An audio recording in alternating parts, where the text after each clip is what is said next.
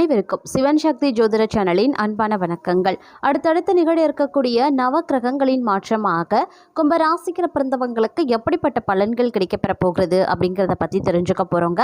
இந்த காலகட்டத்தை பொறுத்த வரைக்கும் 3 கிரகங்கள் பார்த்திங்க அப்படின்னா தன்னுடைய நிலையில் ஏற்படுத்தக்கூடிய மாற்றத்தின் காரணமாக கும்பராசிக்காரர்கள் பல விஷயங்களில் உஷாராக இருக்க வேண்டிய நிலைகளை ஏற்படுத்துகிறது அப்படின்னு சொல்லலாங்க.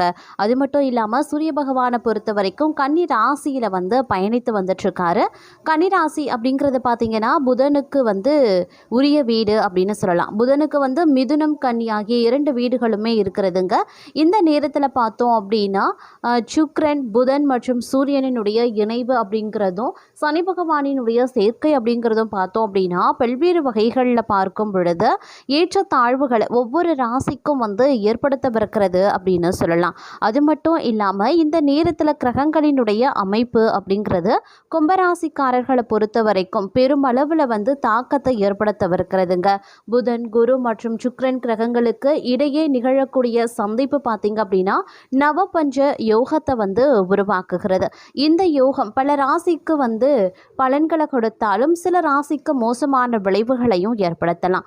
அந்த வகையில் கும்பராசிக்காரர்களுக்கு எப்படிப்பட்ட நிலைகளில் என்னென்ன மாற்றங்கள் என்னென்ன பலன்கள் கிடைக்கப்பெற போகிறது, என்ன விஷயத்தை நீங்கள் இந்த நேரத்தில் மேற்கொண்டால் கண்டிப்பாக வெற்றியும் சாதகமான நிலையும் கிடைக்கப்பெறுவீங்க, என்ன மாதிரியான விஷயங்களை அறவே தவிர்க்கணும், ரொம்ப எச்சரிக்கையாக செயல்படக்கூடிய விஷயங்கள் என்னென்ன அப்படிங்கிறத பற்றின தகவலை தெரிஞ்சுக்க வீடியோவை ஸ்கிப் பண்ணாமல் கடைசி வரைக்கும் பாருங்கள். வீடியோக்குள்ளே போகிறதுக்கு முன்னாடி இது வரைக்கும் நீங்கள் நம்ம சேனலை சப்ஸ்கிரைப் பண்ணலை அப்படின்னா உடனே சப்ஸ்கிரைப் பண்ணிக்கோங்க. அப்படியே பக்கத்தில் இருக்கக்கூடிய நோட்டிஃபிகேஷனுக்கான பெல் பட்டனையும் ப்ரெஸ் பண்ணிக்கோங்க.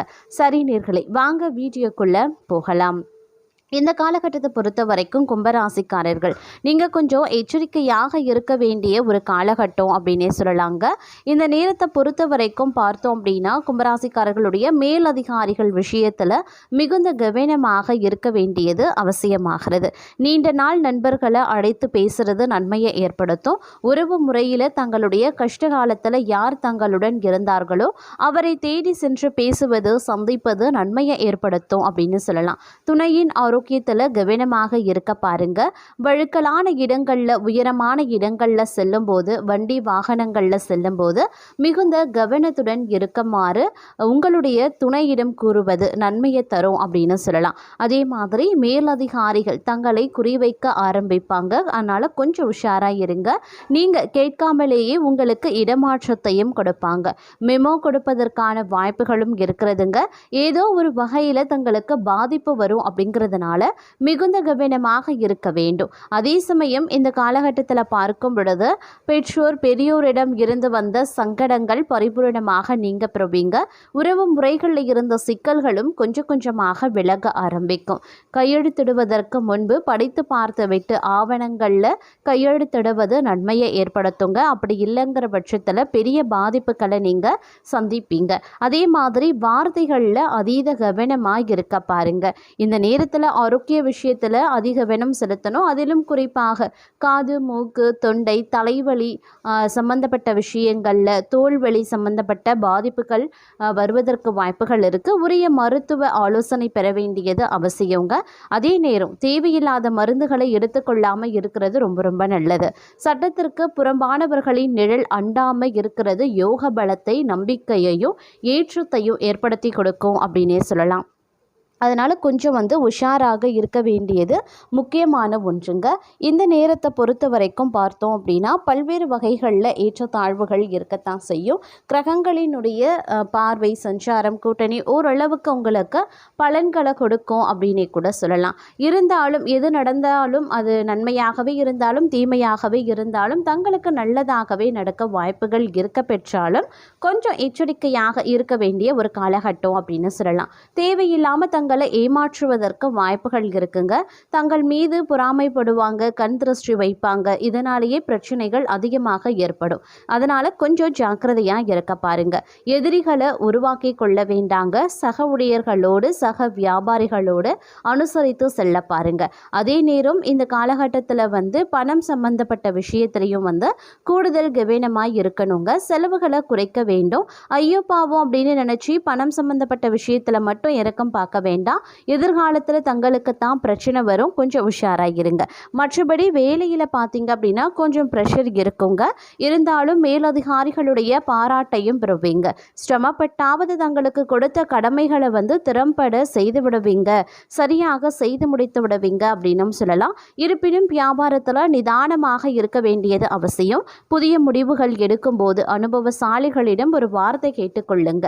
அதே நேரம் இந்த காலத்தில் பார்த்தோம் அப்படின்னா பல்வேறு வகைகளில் கிரகங்களினுடைய தாக்கம் இருக்க பெறுகிறது அப்படிங்கிறதுனாலையும், அதிலும் பார்க்கும் பொழுது செவ்வாய், புதன், சந்திரன் மற்றும் சூரியன் ஆகிய 4 கிரகங்களும் பார்த்திங்க அப்படின்னா ஒரே ராசியில் ஒன்றாக வரக்கூடிய நேரத்தில் சதுர்கிரக யோகத்தையும் உருவாக்குகிறதுங்க. இந்த யோகம் பார்த்திங்க அப்படின்னா சில விஷயங்களை தங்களுக்கு அதிர்ஷ்டமாக இருந்தாலும் சில விஷயங்களில் பார்க்கும் பொழுது அசுப பலன்களை அதிகமாக வழங்கும். அப்படிங்கிறதுனால இந்த நேரத்தில் ரொம்ப கவனமாக இருக்க வேண்டியது முக்கியமான ஒன்று அப்படின்னு சொல்லலாம். அதே நேரம் எல்லா விஷயத்திலையுமே பார்த்தீங்கன்னா கண்ணும் கருத்துமாக செயல்பட பாருங்க.